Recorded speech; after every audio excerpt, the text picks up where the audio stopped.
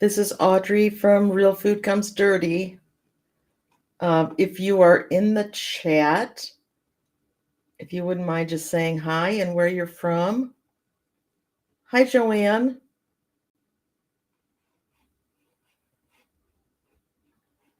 We're going to be talking today about recording our garden and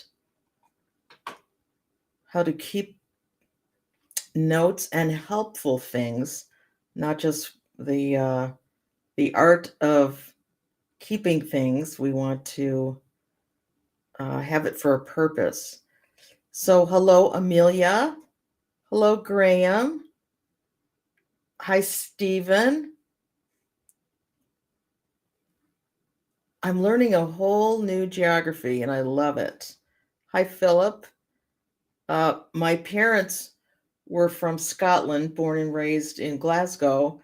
So I know a little bit of geography in the UK, but I'm learning about whole different areas and I love it.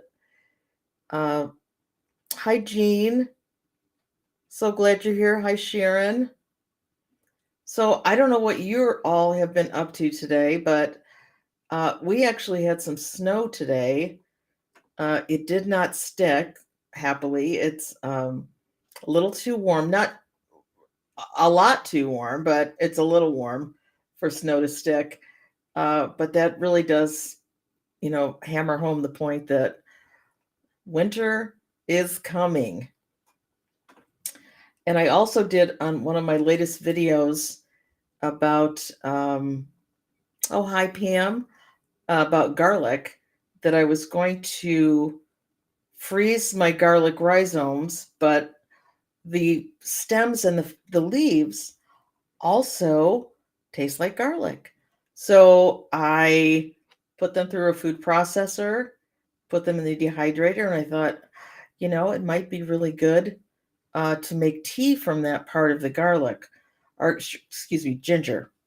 Let me just tell you, it does have a bit of a ginger kick when you drink it, but it has a really odd aroma. And I'm not sure I would be able to get past that to enjoy ginger tea. So, sometimes we have to try things to see if they'll work or not work. And I think that was kind of a no-go, at least for me. Hi, Tanya. Well, it's so good to see you all here. So I assume that everybody's in that process of kind of moving over to at least fall. We have a very short fall here. We kind of go from summer, we have a week or two of nice weather, and then we go pretty much to winter, even though the calendar says it's still fall. It kind of doesn't do that for us. So, change of seasons for me, I mean, I start like today, spent most of the day cleaning out some kitchen cabinets because I always feel like it's the new season. Let's kind of go through what's old, what do I need to refill, what needs to happen. And I think it's a little bit the same way with our gardens. What worked this year, what didn't work this year, what would we like to become a little more proficient at? What is a combination of vegetables that we haven't tried growing next to each other? And I think a lot of that all goes back to how we document what we've done in our garden in the past and what we'd like to do in the future. Now, I know that you all have YouTube. You're all you all have the ability to put forth a YouTube channel if you'd like.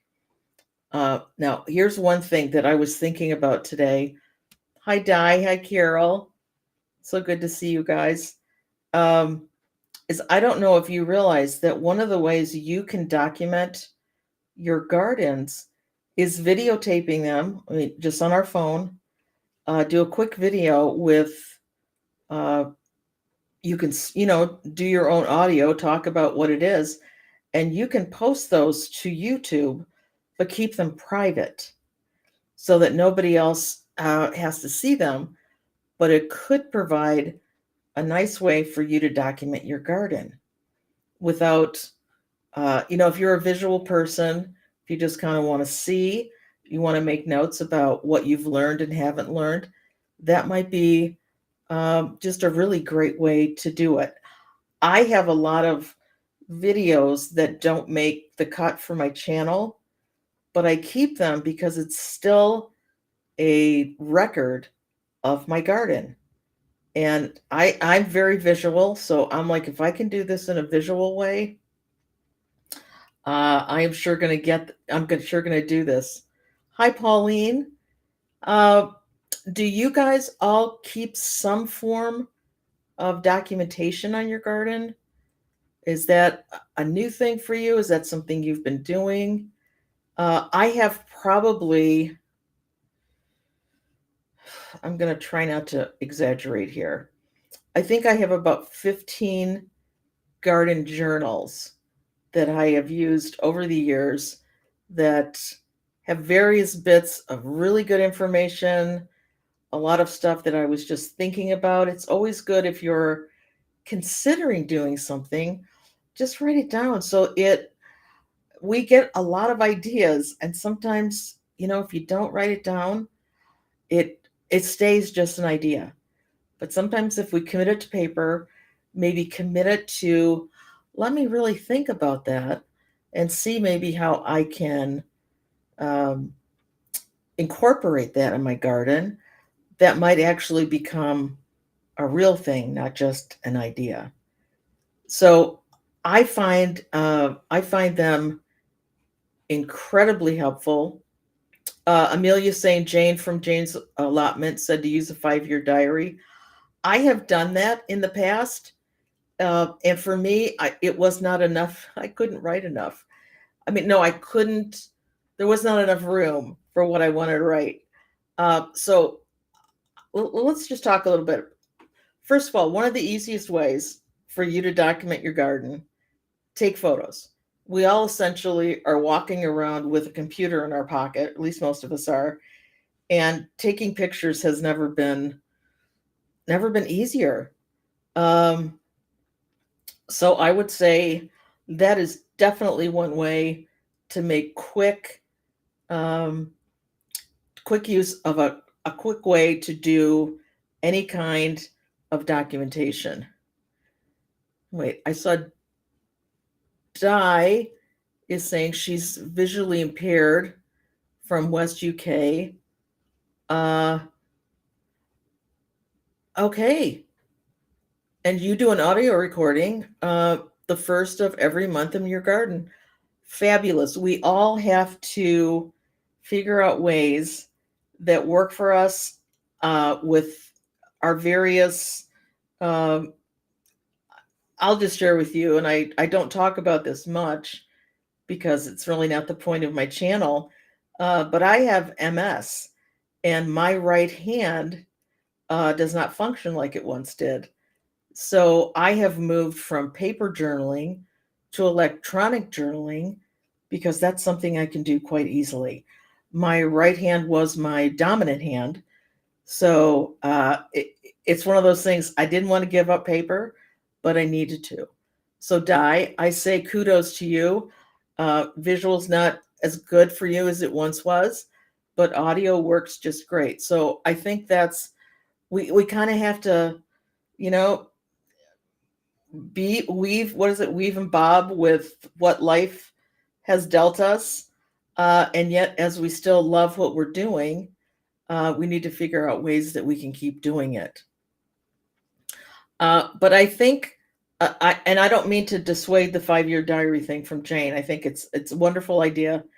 I was just too long-winded when I used to write about my garden, but it's a great way to keep year to year comparisons, particularly with weather, because we've all been experiencing like crazy weather, but it's nice to kind of look back and go, wow, now it didn't frost until this date on this year.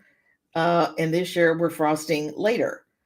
Uh, I think it just kind of helps us get a rhythm to what we can expect, uh, and what we maybe weren't even thinking about. So one way, obviously, is written journal. They can be as simple or as complicated as you'd like them to be.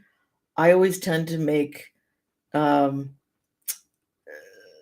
my written journals a little more, back in the day, I would make them more pretty, although they were very functional, but I was kind of caught up in, making them look great. And I do that now with my electronic because obviously, uh, for me, that's a lot easier because I can take a photo from my phone, pop it into my online diary, and I not only have what I'm thinking about, but I have a picture of what I'm thinking about, or throw a video in there. And I think a few of you have come on a little later. One of the great ways, I think, for all of you, if you would just like to do some video and audio, take videos with your phone, not upload, but talk to it while you're doing it, and then upload it to YouTube, but keep it private.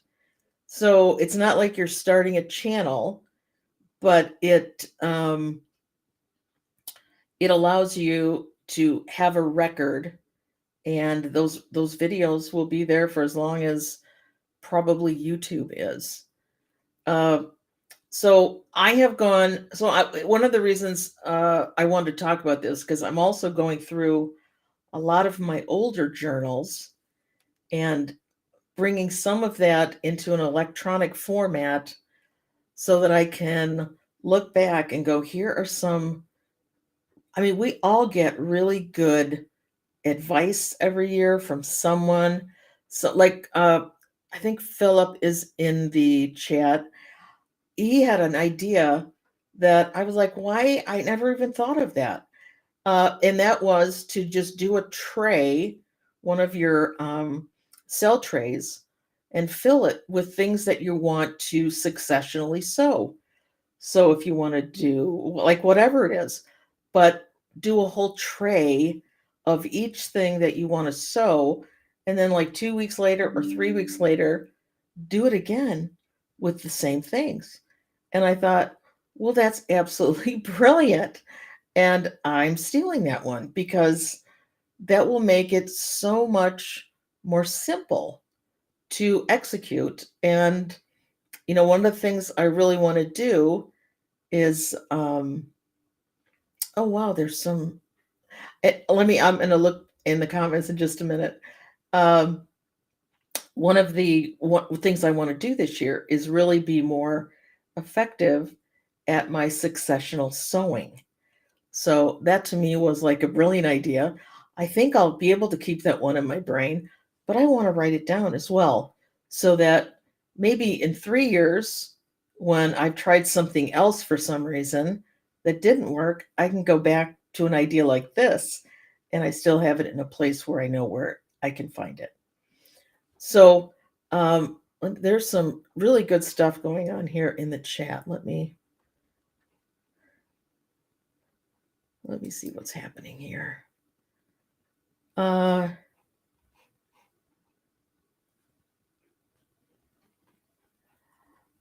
Awesome. Graham, remember I said we kind of have to bob and weave with what life throws us? Graham is saying that he has, wait, I think I can show this. I'm getting good at this live thing. He has Crohn's disease. Oh, bless your heart. And prolapse disc. That's why he's moved to raised beds, as digging for me just doesn't work. Absolutely. Absolutely. Good for you. Because if we love something, we all are going to deal with various physical limitations. And, whether it's now or whether it's in 20 years. And if we love to garden, let's figure out ways that we can do that even with limitations that we've been handed. Because I think that's what it's all about. That's life. Like, how do we maneuver through here, doing the best we can with the things that we love to do, even if we have to do them completely different than we once did. So good for you, Graham. Uh, so yeah, so I say to you guys, okay, so here's what I'm going to say. So I'm changing everything to this electronic format. So I'm looking through all my old journals, which can I tell you has been a delightful project because I have pictures. We're in our third home. This is hopefully our last home. We had the small when it was just two of us, and then we moved to a bigger home because we had three children, and now we're back to a smaller home because it's only two of us. Uh, so there was all these memories from all the gardens of all the homes, and it's not just been memory lane for me. It's been, wow, I did a lot of really cool things that I've forgotten about. You know, that was 25 years ago.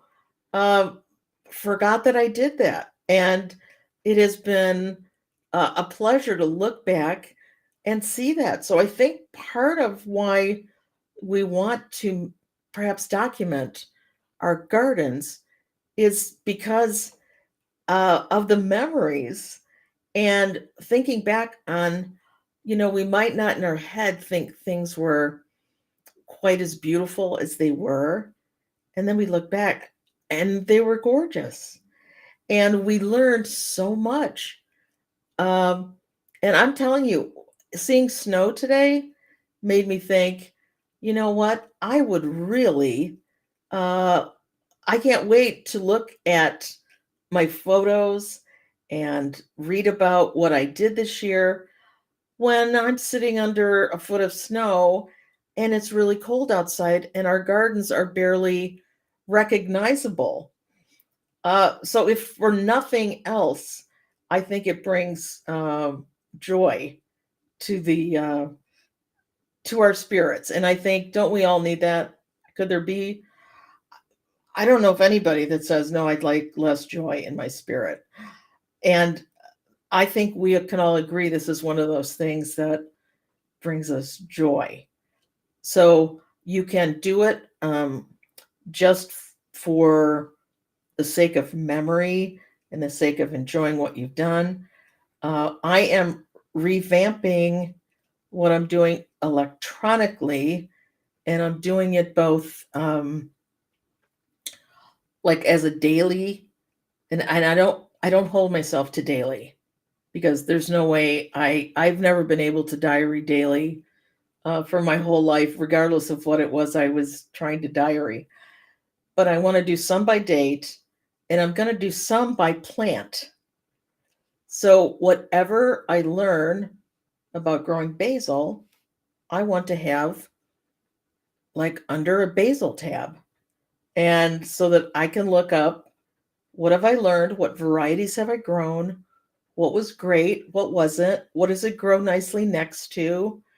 How much did I have to grow to make enough pesto for the family? All those things that I think we try to reinvent every year. When I think if we just make a note of it, we can kind of figure that out much easier. Uh, so I'm looking forward to, as I go through these old diaries and even some things that I've picked up this year, and adding that all to when I want to grow this certain uh, popcorn, what worked, what didn't. Does it need more sun? Does it need less sun? Was the watering okay? Was uh, yes. Sorry, I shouldn't look at the comments while I'm trying to talk because I want to answer them all. Um, so I want to get every bit of info that I know is good and reliable for me and my garden and my growing conditions, and document it so that next year I will have a little bit easier time of it.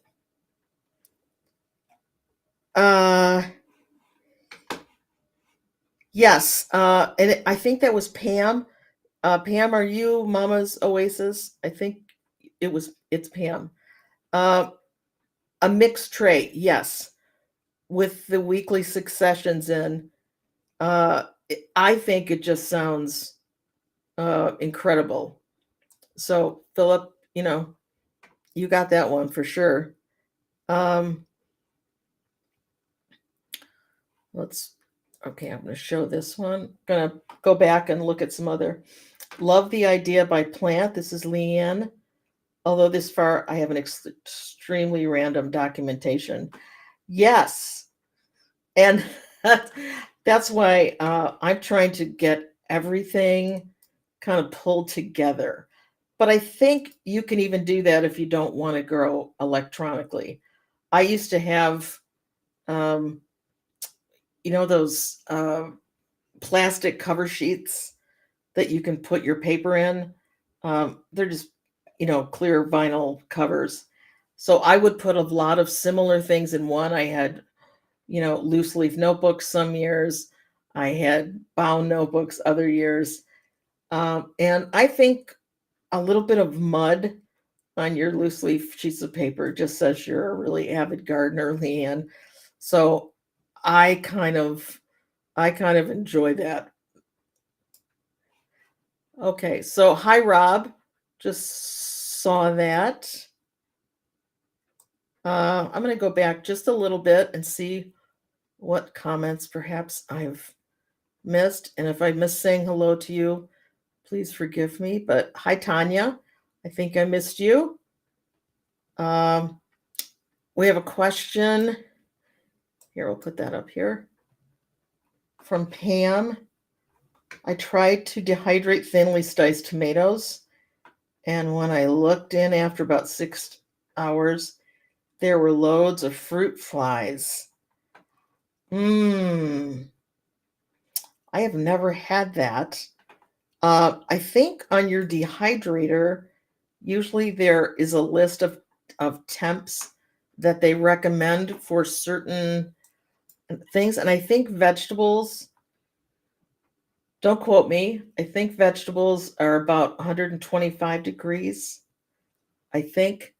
And I know if you're in the UK, it's going to be very different. I know you do like gas marks, and I'm not terribly familiar with that. But yeah, it's slightly higher than if you're dehydrating herbs or anything like that. I would sure maybe try it at a higher temp if that was a problem. Let me see. I'm going to try to do this quickly so we keep discussing this. I could talk about this for a long time because I love, you can even think about it. You could even just get a photo album and take pictures and put them in a photo album just so you could sit and enjoy looking at that when, it's cold and rainy outside. That would bring me a good bit of happiness.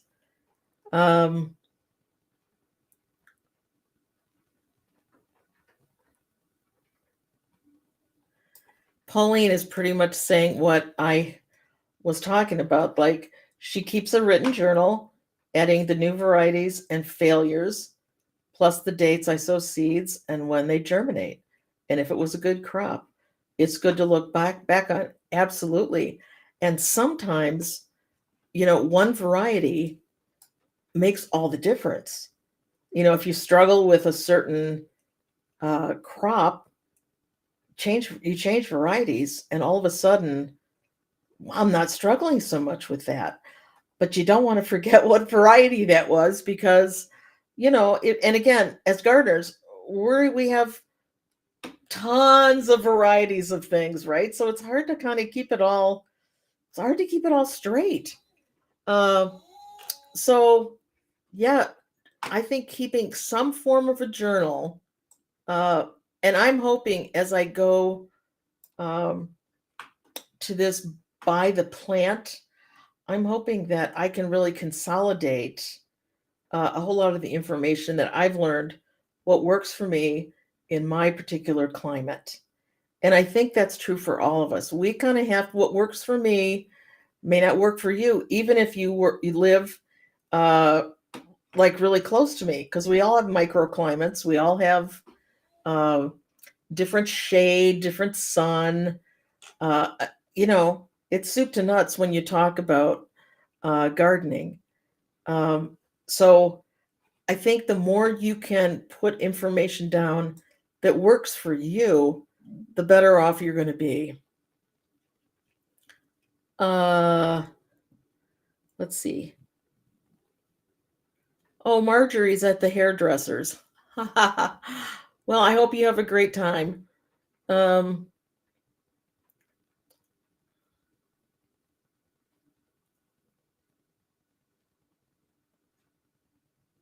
okay, I think I'm catching up here.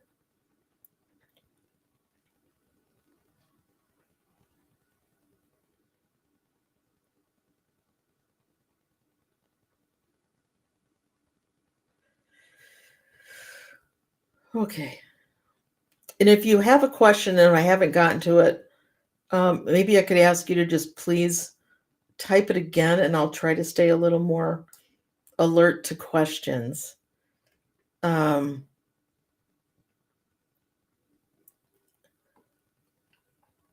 okay, so talking about change of season, and this is a great time to reevaluate. Now, pretty soon, I'm going to be going through my seeds and making sure that I have everything that I need for next year. But it's really good if I take a minute to evaluate, and if I have some kind of written documentation for what varieties worked, what didn't. Do I want to try a new one uh, before I go to start adding new seeds? So I think it actually backs up what you want to do, and so that you don't have to uh, like you're not reordering things that really don't work for you. So and again, it can take on any form. Uh, Stephen is asking, how do you create an account on YouTube? Well, you already have one if you're on YouTube watching me. Uh, so you already have one. So maybe I'm not quite clear then what you're um, asking, because you definitely have one already. Okay, Graham is asking, how do I preserve chili peppers? I preserve them a couple ways. One is that I dehydrate them and turn them into a powder, or like chili flakes, not really necessarily powder, semi-powder, but most I do into flakes. And I also ferment some, and I also pickle some. You can do chili peppers to me are one of the um, they'll do a whole lot of things. Drying is probably my favorite way, just because of how I cook and what we do here. Um, but yeah, the chili peppers are great in any of those different styles. Okay. Sharon's asking, my garden is stepped, terraced, and it goes further and further down. Should I treat each section as a different microclimate? Um, I don't think so, but it depends. Is one of them, maybe much shadier, much sunny, but it just depends how big of an area we're talking about. I mean, I think anybody who lives within, okay, I'm really bad at guessing sizes like that.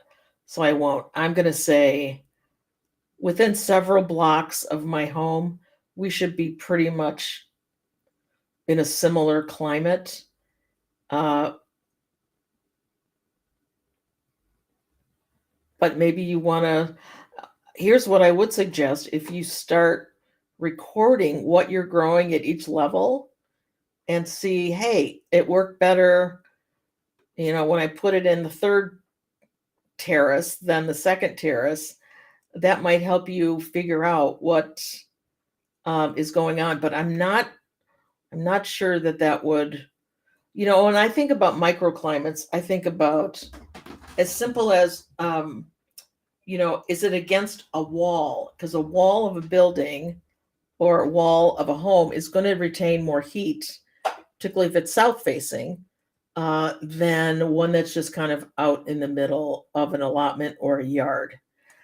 So that's going to be a great place to grow some heat-loving, sun-loving plants. So it's a little bit of a microclimate, but not. Am I making any sense there? Yeah. Yeah. So the terracing, I'm not sure that would be a big enough area. I freeze, dry, and pickle. Well, this is Amelia. Fermenting your peppers helps you make hot pepper sauce, which is fabulous. Di is asking,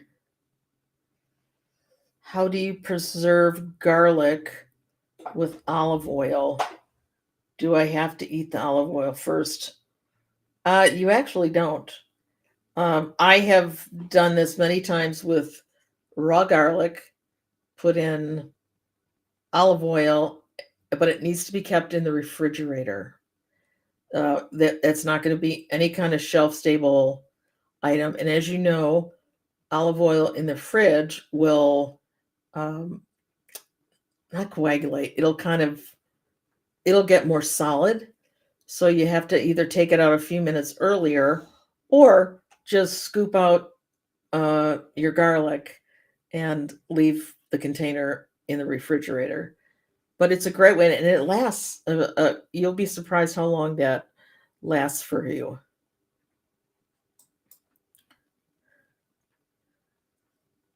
Wait a minute. That was not the one I was looking for.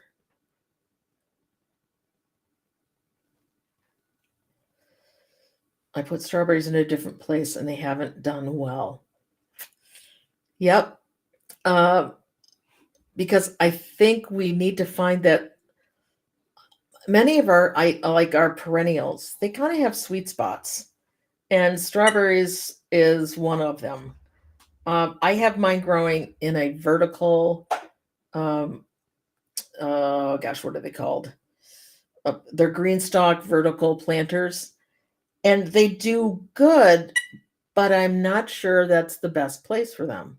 So I'm going to give them another year to see how, because that was just a first year of the strawberry plant. So I want to give them a second year and see how they do there before I, pull them out and try a different location. Because this is the first time in this home that I have grown strawberries. But once they find their happy spot, they're going to be very happy. I saw something about botulism, which I want to talk about. Oh, it was Pam here. I think you shouldn't save garlic and oil as there is a risk of botulism. I think there is if it's not in the refrigerator. If it is refrigerated, you should be okay from that. Part of the problem with botulism is that we do not properly can our items or preserve them, and botulism obviously is a big problem there. That's why when you're water bath canning, you want to make sure everything is acidic enough to ward off any hints of botulism. So yes, I would, but I don't think it will when it's in the refrigerator. I think it's when you leave it on the counter.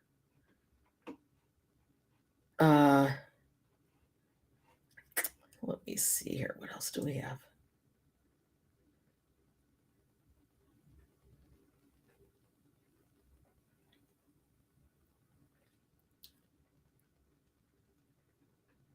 Okay, I don't think there's any other questions going.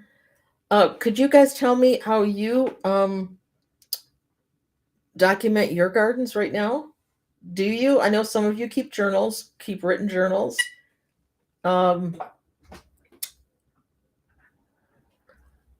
Photographic.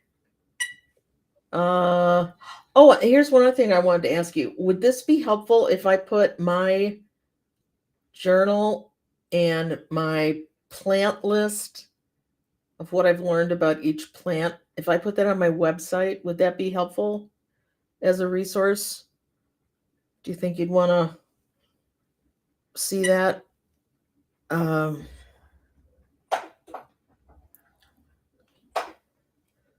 Yeah, let me know if that would be something that might be helpful to you. And let me know what kind of documentation you kind of find easy to do. I mean, this got to be easy. We're all busy, right? This has to be somewhat easy. Oh, Amelia, so do we all. Here, let me pull Amelia's comment. This is classic because life gets busy. I start off with good intentions, write in a diary, but by April 1, stop. Super easy to do. I think we can all go, yep, been there, done that. That's why it has to be like really easy to do, because it's like a New Year's resolution. We do great for a while and then we're like, okay, enough of that. So yeah, all I can say is try to come up with a simpler way to diary. And if that's pictures, then yeah, that's pictures. Yep, keep forgetting to write in mine. Well, here's an interesting one. So if I've purchased olive oil infused with garlic, do I have to refrigerate it once it's open? Now, infused with garlic is different. It's usually heat processed. And I would go by what it says on the bottle. Typically, if it requires refrigeration after, it will say so on the bottle. But also use your common sense. If it starts smelling off, I mean, that's the biggest risk with any oils, right? They go rancid. They can go rancid quite quickly. So we just need to keep an eye on any oils that we have that aren't refrigerated once they're open.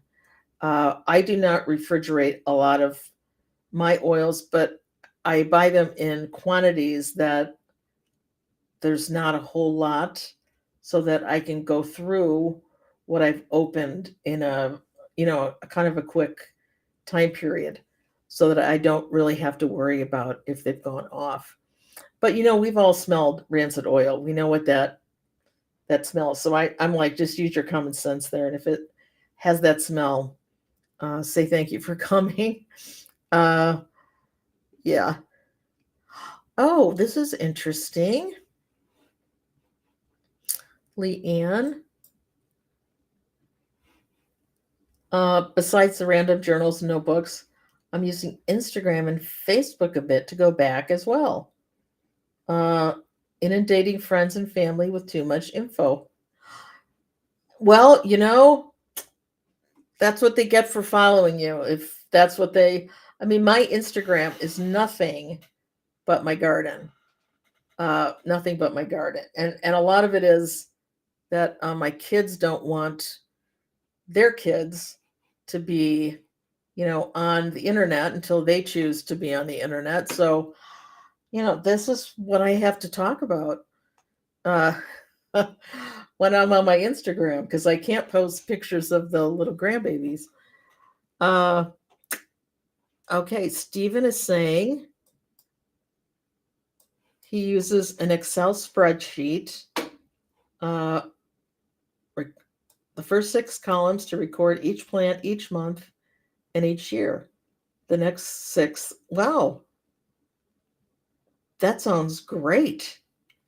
Yeah, I'm thinking about putting my by the plant thing in an Excel spreadsheet so that I can search on a whole lot of different points uh, on a plant, so I'm not just kind of stuck with one way. So Excel is a phenomenal way to document things, and so searchable, so searchable.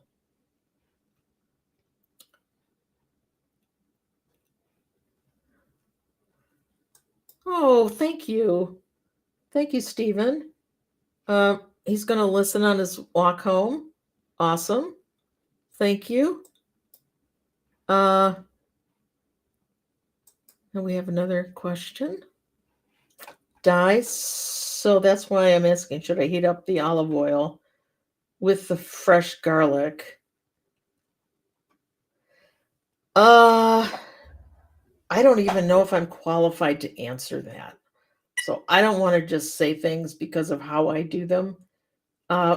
You might want to look into that, because I know you'd have to hit a certain temp, because I know there's problems when you try to make garlic confit, which is like a really low simmer of garlic in an olive oil, but it never gets past like the serious temperature that it needs to get to.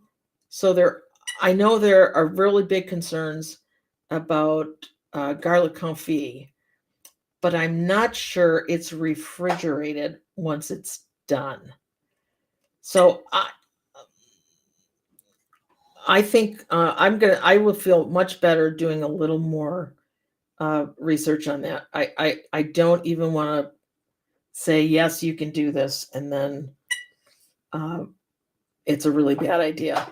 So I will look into that and see what I can find out, because we don't want to screw with botulism, right? You can't smell it, you can't see it. It's just there. Now I have my big way of documenting my garden is I do have a database where I have all my varieties in. I have all my planting dates. I have, and that really might be enough for me. Plus this by the plant one, because it really does, it does host like almost everything that I've done. And that's on my website. Yes, Jesse, spreadsheets are phenomenal.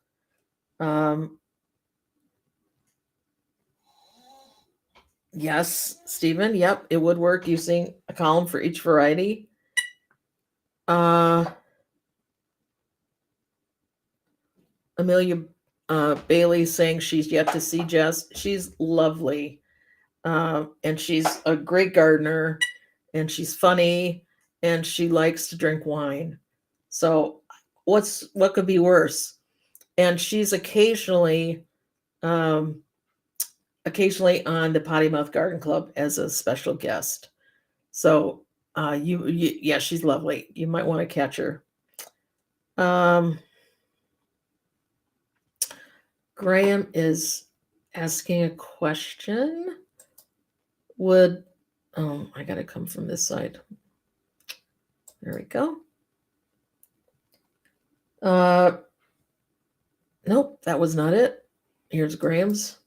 Sorry, I didn't even read that other one. I will go back to that. Would garlic last longer and no botulism if the oil was hot? Yeah, I think there is a point where it's safe. I would I mean, depending on what you're gonna do with it, I would just freeze it. Like just freeze the garlic because that works just great. Um, yes, if the oil was hot, because it does need to reach, there is a certain temperature where those bacteria is killed off that might cause botulism. But again, it would still need to be kept afterwards in the refrigerator. And again, so I want to check that out because I do store some garlic just in the refrigerator and in olive oil that I haven't cooked at all. And I will look at that. I will look into that and somehow maybe next I'm going to do this every Thursday for the foreseeable future. So that's a question I'd like to come back to next week where I've been able to do some work on that and see really what do scientists, my daughter's a scientist, so I have to kind of go, let's see what the scientists have to say about that one.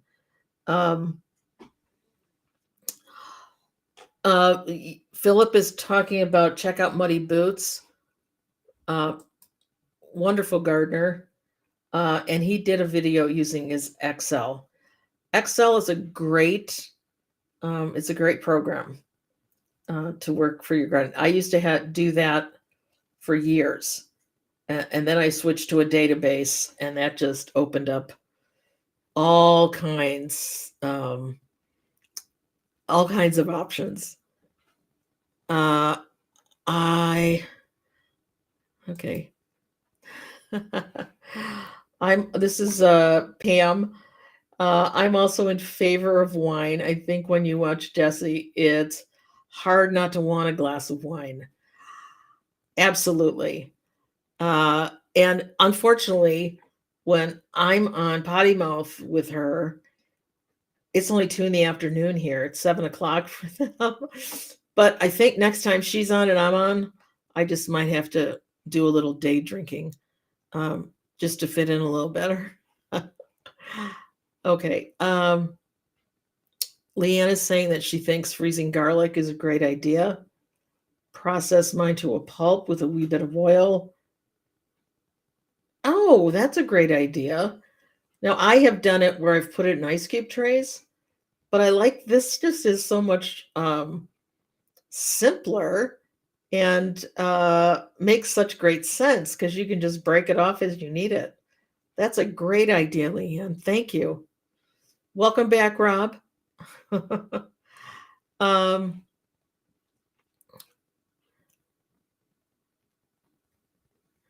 Oh, you're very funny, Graham. I'll always be here. Got my alarm set. Audrey, Muddy Boots, Nigel is a very, yes. I love Nigel. He's a great gardener. Great gardener. Okay, here we have one from Steven. What is your favorite spring bulb? Mine is daffodil. Absolutely, daffodils are one of the first ones to pop, aren't they? My favorite spring bulb is probably tulips. I'm going to try. We have a lot of squirrels where I live, and squirrels love just enough to dig up the bulbs, take a bite out of them, and leave them on the dirt. So this year, I'm going to try a few things with chicken wire under mulch and see if I can get my tulips to actually show up. I got a new variety this year from Eden Brothers, which is a U.S. company, and it's called Brownie. And it is like it's not as dark as a brownie, at least what I see in my head as a brownie, but it's definitely like a nice chocolatey, maybe like more of a mocha kind of brown. And then as it opens up, it turns into more of an orange. They're just stunning, and they're double blooms. So they have just tons of tulip, which I just love. You think I'm retired? How old do you think I am, Leanne? No, I'm just kidding. I'm not retired, but I work from home. So, and I work for myself, so I could probably get away with that on a Monday. Just get my stuff done early. Pam is asking, can garlic be dehydrated? It does shrink. I processed all my garlic last year by dehydrating it. It does shrink, but it rehydrates quite nicely. This year, I am freezing my rhizomes as a whole, and I'm just going to take out one at a time, grate what I need, and put it right back in the freezer. Because I think that might, for me, work a little better the way that I cook. That might work. Yeah.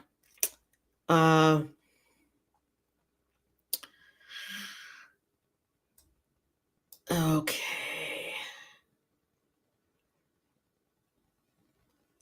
What do I have? Pam? Amelia's saying, Pam. Oh, she's talking to Pam in the chat. I had some from last year in the freezer, so going to make it into some pulp.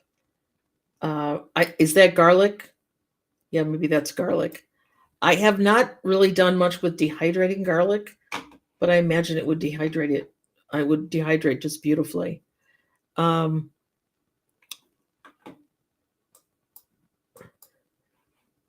Yeah, so are you guys going to start a journal this year, or going to write down a few things before, as we kind of are cleaning out our gardens, and we can kind of relive what worked and what didn't? I think that would just be, if nothing else, I think that would be a great help. And think about looking back at that in February when skies are gray, and maybe they're not gray where you are, but they're pretty darn gray here. And we are under serious deep freeze at that time of year. I mean, it is so cold. It is so cold. Oh,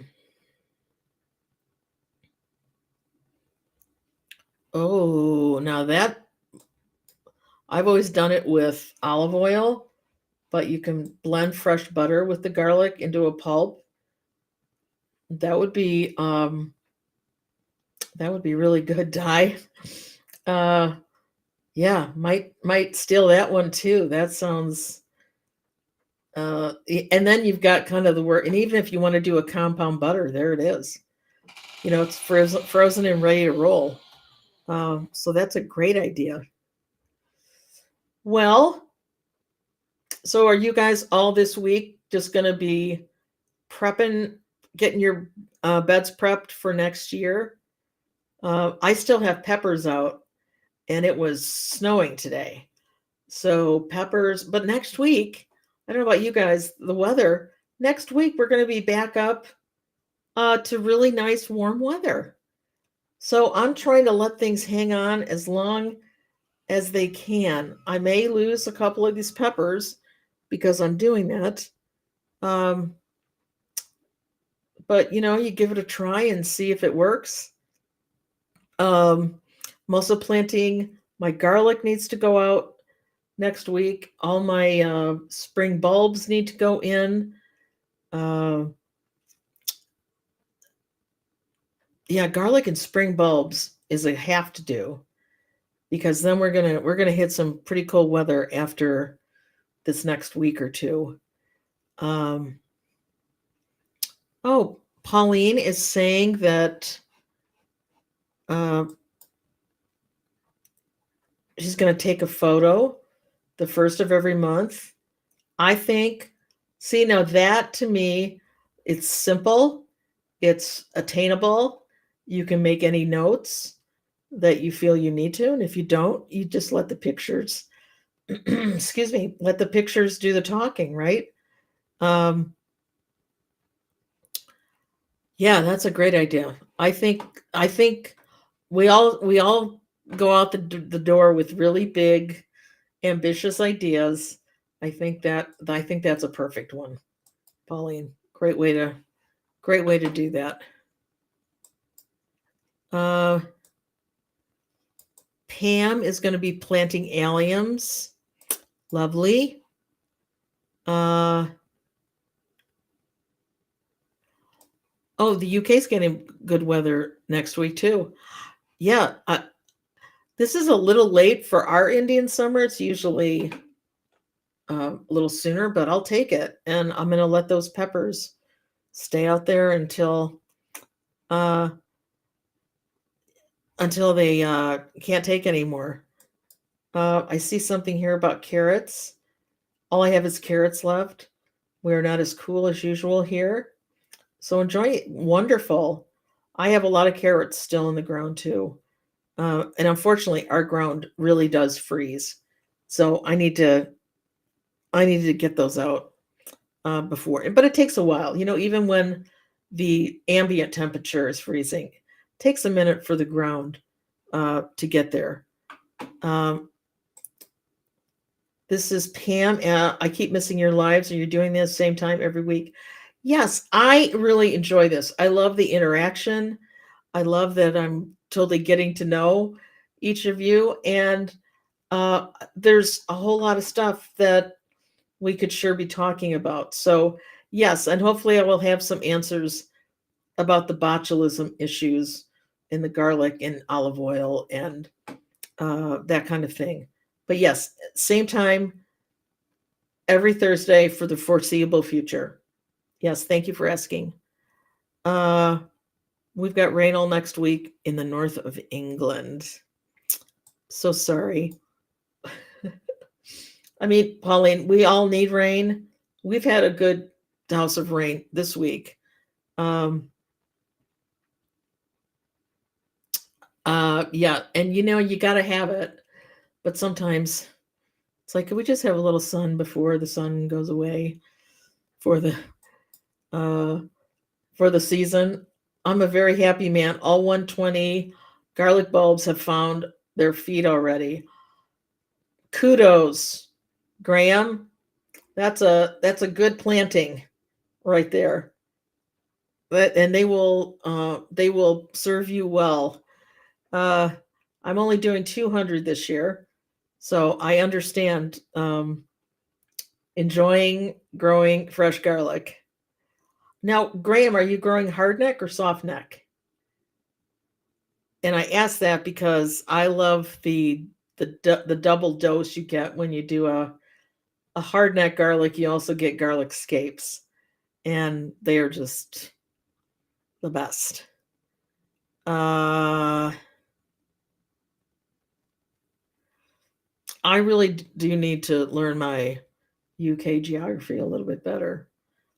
Like I said, I know where a few spots are because my parents were from there and we visited there all the time when I was young because that was where we went to visit family because everybody still lived in the UK and we were the only ones that lived on the other side of the pond. So that was our family vacation every year. Uh, so I think, gosh, I can't believe how quickly this goes either. It's been almost an hour. So I am going to uh, sign us off, I think. Wish you all a wonderful week garlic, of gardening, uh, and maybe documenting a couple of the things that worked well and didn't work well so that um, you have more knowledge next year, right? So uh, seriously, have a lovely. Wait a minute. Here's Graham's answering me. Are you using a different room to go live as it's different to when you're on Potty Mouth? Hardneck garlic, I'm growing. Looking forward to the scapes. Oh, the scapes. You will never. well, you might grow a hard, soft neck again, but the scapes you will just absolutely love. And I'm not using a different room. What I do when I'm doing this is I actually mirror the room. And when I'm on potty mouth, it's not a mirror, it's like the opposite. So, same room, but this is really how it's set up. And on potty mouth, it's kind of backwards. Okay, so Pauline, Stephen, Rob, Jean, Di, to everybody, thank you so much for being here. I sure appreciate that because I realize, you're taking time out of your life live here to come and be here. So that is not lost on me. So thank you. And Amelia and Sharon and Stephen and Di, I'm not sure if I said that to you. Again, thank you so much. And we'll see you.